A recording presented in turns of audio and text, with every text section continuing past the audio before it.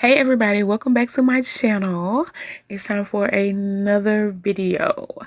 In this video, we will be reviewing a memoir slash autobiography. I honestly am not sure how it is presented to us, but the book is called Adversity for Sale by Jeezy Jenkins. And if you are like me, you were introduced to him as Young Jeezy. So it's by Young Jeezy, who basically goes by Jeezy now. And the full title is Adversity for Sale. You gotta believe. And I think on here it's literally yeah. Yes, you gotta believe. So you gotta believe. Alrighty, so a short synopsis of the book. The description reads that to Jeezy's legion of fans, his name is synonymous with hustle, grit, and the integrity to go out there and achieve your dreams. In his book, Adversity for Sale, You Gotta Believe, Jeezy shares never heard stories of what it took for him to beat the odds and get out of the streets. His mindset he carefully honed to get an edge, and the lessons that changed his life and business. Born into poverty and raised in a small town in the middle of South Georgia, South Georgia's so-called Black Belt, Jeezy realized at an early age that nothing was going to come easy. There were no handouts handed his way. And if he ever wanted anything in life, he was going to have to get out there and get it on his own. So that's what he did.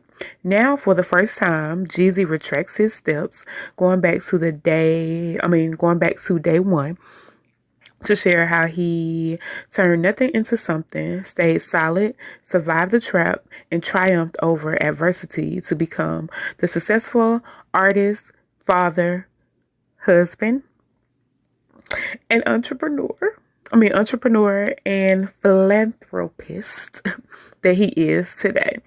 Adversity for Sale isn't a street memoir. Okay, so it's not a memoir. Like his music, these pages are filled with lessons from his deeply personal story to motivate you to go out and get after your dream. Okay. And on the Amazon, it has 4.7 stars out of 5.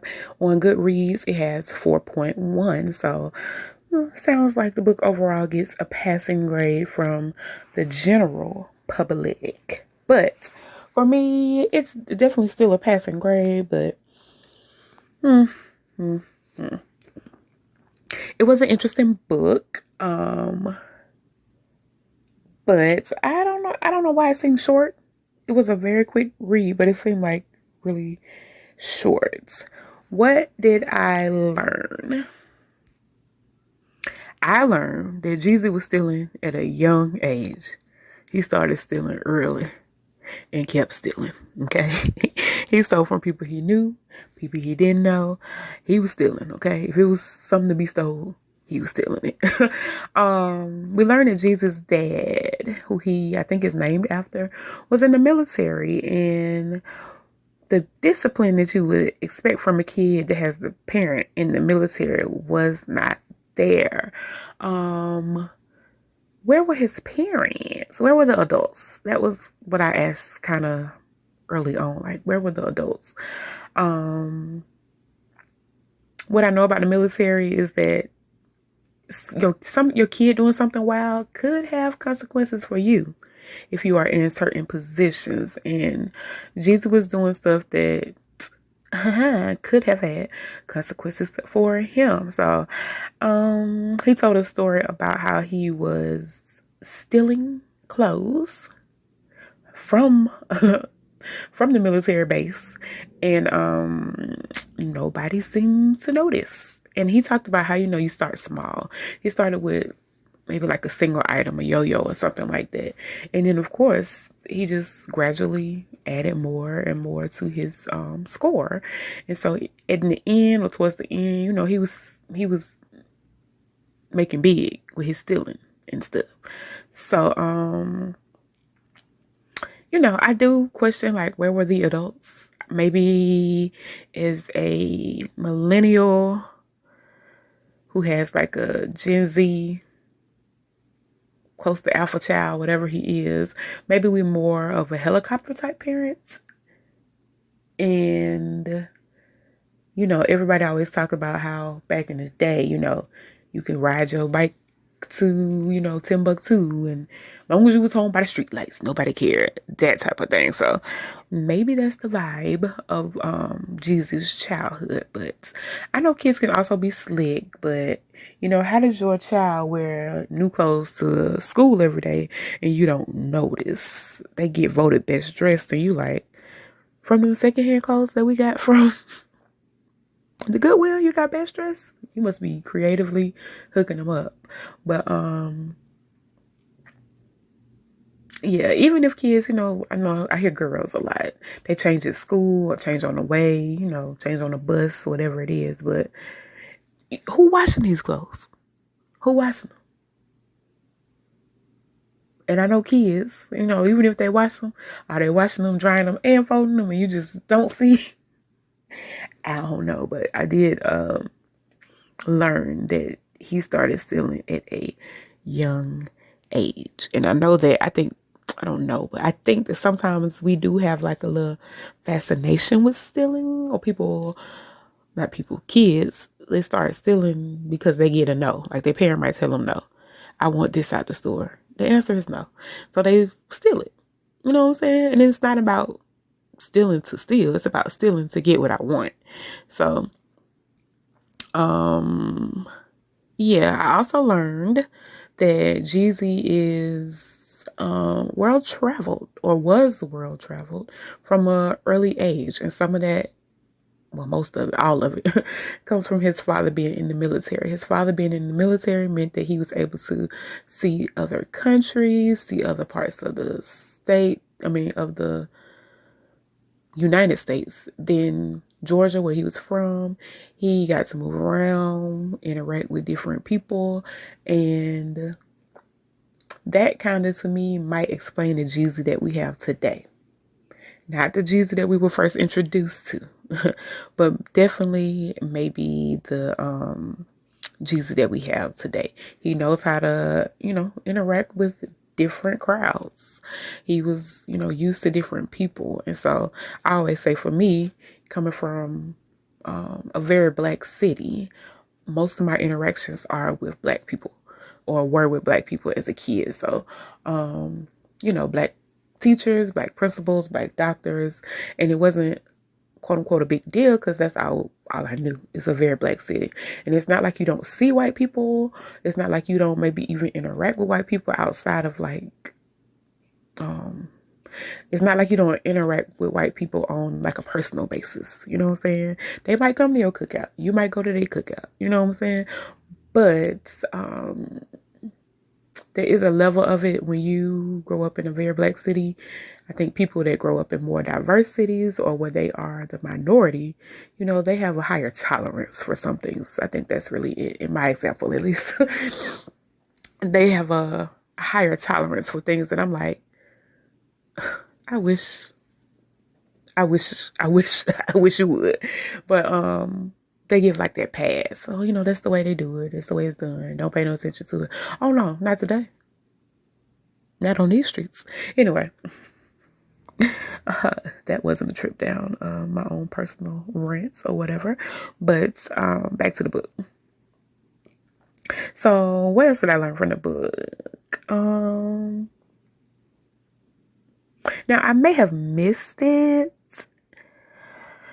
Maybe it's just not ringing a bell for me right now. Maybe it wasn't fully explained. I don't know. But I think what I didn't fully get was why he started rapping specifically. I think he mentioned a cousin with a studio and equipment, and maybe the cousin was a DJ or something, and being, intrigued by the equipment, even starting to like DJ and mix or whatever a little bit himself. But how did we get to rapping? I don't think he told us how he got to rapping. Because when I think about rapping, I think about somebody being, a lot of singers be like, oh, I used to like to write, this, that, and the other. They have some kind of history with writing or maybe even speaking, but we never really get that from Jeezy as to how he got into rapping. Or, like a lot of these books, TV shows, movies, it's like one person is chosen to be the rapper or chosen to be in the front. If you think about I can't think of the show. It's on HBO Max, but it was like based off the City Girls. I think Issa Rae produced it. The one girl, Mia, she didn't necessarily want to be a rapper, but she had the look. You know what I'm saying? So it was like, girl, you finna come rap. And the show is loosely based off Carisha and JT, both formerly, I guess, of the City Girls right now. But we all know or found out that JT really was the rapper. She is the writer. She got the rap, she got the flow, this, that, and the other. And she's got the passion for writing.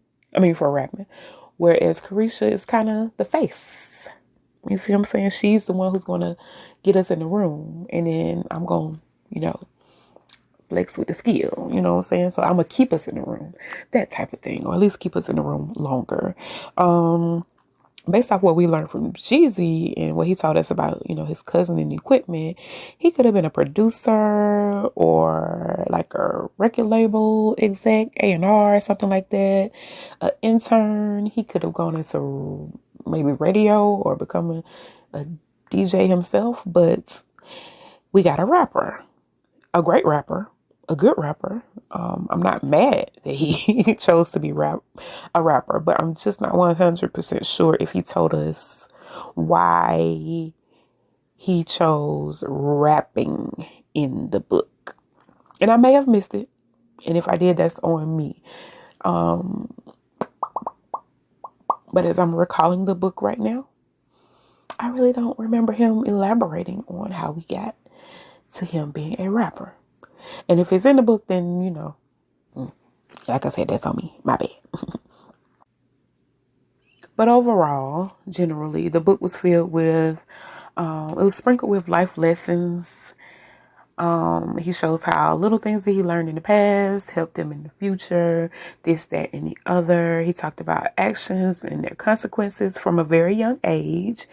And we even got to see how he evaluated some of his actions and realized that they weren't even necessary. In one specific case, he stole a radio from an older gentleman who had been letting him, I think, work around his shop. And he realized after the fact that, you know what? He didn't even have to do that. He probably could have asked for the radio and gotten it. He didn't have to steal it. And he plotted and planning the stealing of this radio. And then, like, this is another thing where are the adults? If my son came home with some unidentified something that I knew I didn't buy, I know you don't have the money to buy this, that, and the other. How you get this? Where this come from? Oh, my friend gave it to me. What's their mama name? Let me call him because I need some confirmation. Because his mama don't know is that that you got it, or that he gave it to somebody else. She think it's in his room. It just, like I said, it's a different time. Okay, it's a different time. But yeah. So I think that was a good realization. Sometimes how we do things that we don't even have to do, or we take the hard way when the easy way was just to ask. Hey, Mr. Joe, Mr. Such and Such, can I have that radio? And the answer may be no. And then maybe you do start plotting and planning to steal it. But I mean, another consequence of stuff like that, or lesson that you have to learn, is when Mr. Joe realized his radio is missing after he told no that you couldn't have it. Let me go find this little boy because he done stole my radio after I told him he couldn't have it. Anyway, another interesting spin that wasn't in the book, and I think if it was in the book, it may have added to it would have added to the story. You know what I'm saying? It's a life lesson that I'm sure he had to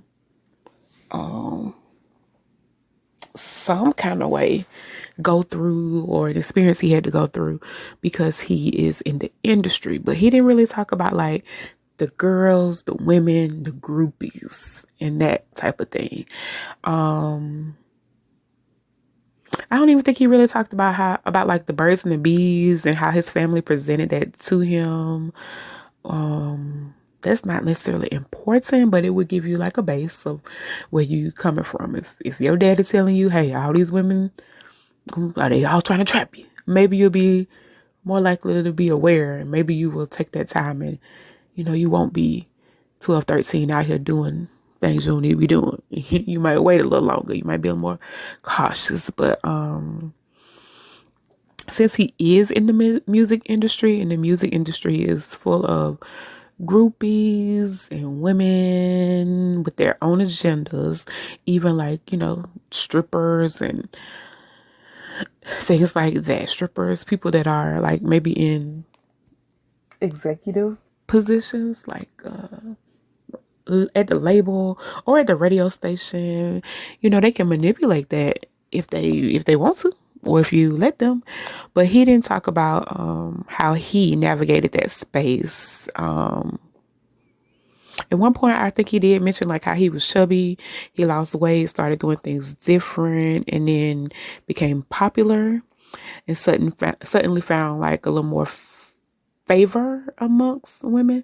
But he didn't talk about how you have to navigate the industry and the women, because it could be like a cautionary tale.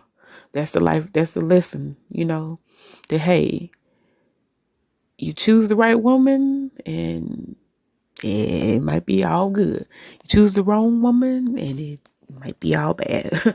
So just with him being a rapper, being in the music industry, I would have expected something like that, and it would have been, appropriate. It would have made sense for him to talk about the lessons that he had to learn in that way. And he does have now, as far as I know, 3 baby mamas.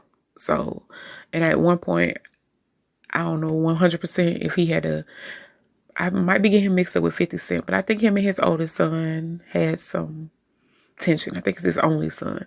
I think they had some tension or whatever. And I know that, this is talking about kids instead of relationships. But I know somebody made fun of Jeezy for, sending his son to private schools while he was, encouraging other folks to go rob and steal and kill, etc. But yeah, something that wasn't in the book that I would have expected in hindsight is a lesson about women, groupies, that sort of thing, and navigating all of that while being in the music industry, being, famous and having a little money, because that's what it really is, because you got money. So I can appreciate that Jeezy told us about his hometown and his true roots, where he comes from, because he is from Georgia, but he's not exactly from Atlanta by the standards that many of us Atlanta native live by. So it's like a lot of times you'll talk to people from Atlanta, or they tell you they're from Atlanta, and their origin story starts at the AU Center. It'll start when they came down here to go to school at Spelman or Morehouse or Clark Atlanta or Morris Brown. And your Atlanta origin story just cannot start at the AU Center. I'm sorry. uh, you got to have a little APS, which is Atlanta Public Schools. You got to have a little Atlanta Public Schools in your veins, okay? I guess some people might see the AU Center as an extension of the Atlanta Public Schools, but mm, mm, mm, mm. I think many people know or associate Jeezy with Atlanta, but he is an Atlanta rapper. I'll give him that. He just ain't from Atlanta, okay? That's all it is, okay? He ain't from Atlanta, even though he wasn't born and raised. His childhood wasn't spent in Atlanta. And even though he at one time claimed that he owned half the West Side, which may be true, you know. And he ain't 100% from Atlanta. But I will say, I don't know if Jeezy's necessarily, he didn't hide that. It wasn't his claim to fame. Oh, I'm from Atlanta. I'm in Atlanta, okay? I'm in Atlanta. I can't say he run Atlanta, but he own half the West Side, okay? That's what he says, so I'm just gonna say. So he presents very Atlanta, okay? Because this is where he found fame. This is where he found popularity. This is where he made money. This is where he, sold drugs, made friends, made enemies, etc. I'm sure. But somebody like Jeezy can never be like the king of Atlanta. He can be one of them. He can be amongst them, but you know, he has his own origin story. And we got to hear about, Hawkinsville and how, for him, because Hawkinsville is in Pulaski County and it's like the county chair. So the county chair is usually the largest city in the county, or it's the city where like the courthouse is, the jailhouse, this, that. So all the county stuff. So it'd be like, the square and all that stuff. But so it was the Atlanta of Pulaski County. You see what I'm saying? If you had some business to handle, you had to come through there. So it was a big town version of small town, so to speak, I guess. But he talked about how he grew up, just different, kind of, I want to say surrounded by family. Small towns, there's a lot of family, but like I said, the family wasn't paying attention. They wasn't on it. But in 2024, I would say Jeezy has kind of attempted to elevate beyond Atlanta, beyond Georgia, and beyond the South to be a bit more Hollywood. Okay, Hollywood.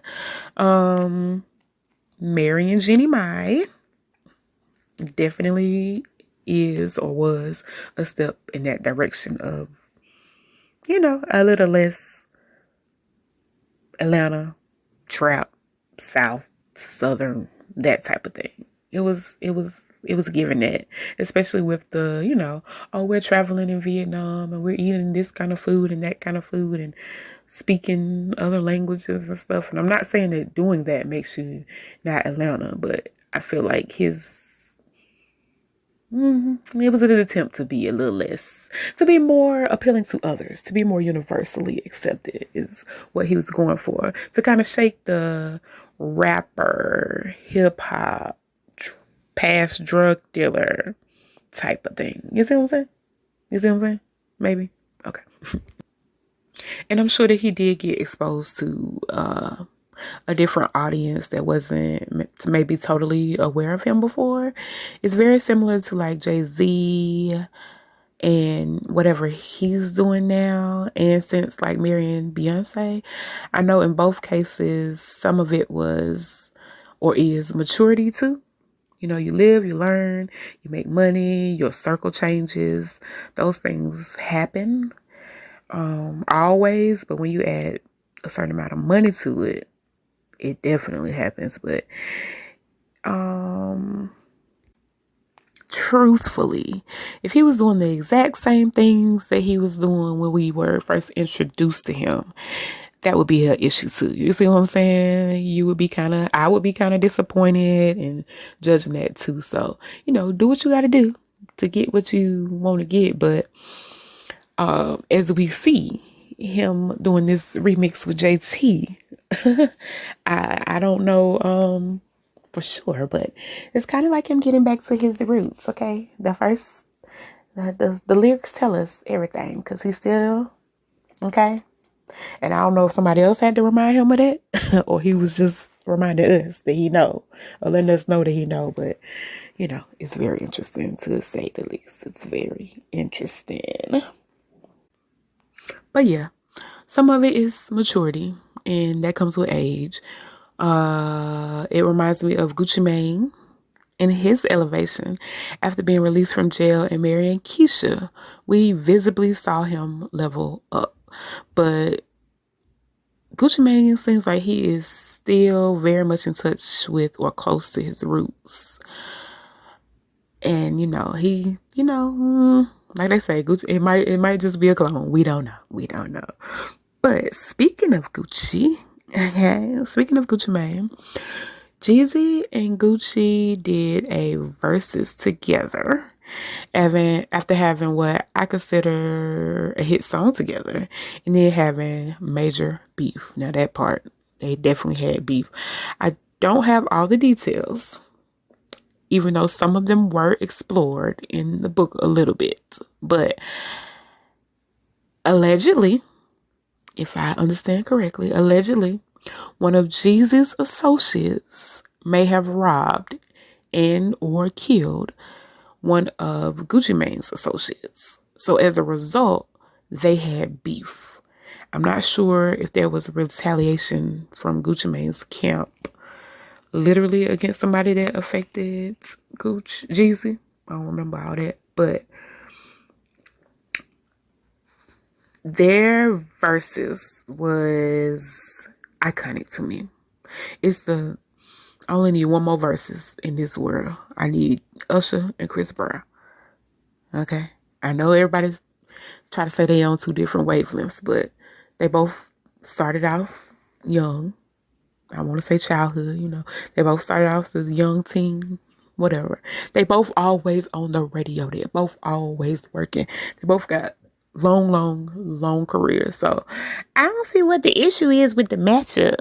It matched to me. Makes sense to me. So, yeah. So Gucci and Jeezy was definitely a great one. It was here in Atlanta. They were at Magic City. That's the place where both of them had hits made and born. It was tense though. It was tense. Everybody was worried. Everybody was concerned because it's not just the two of them up there. It's the two of them and they crews and, child. Luckily, no one got hurt physically.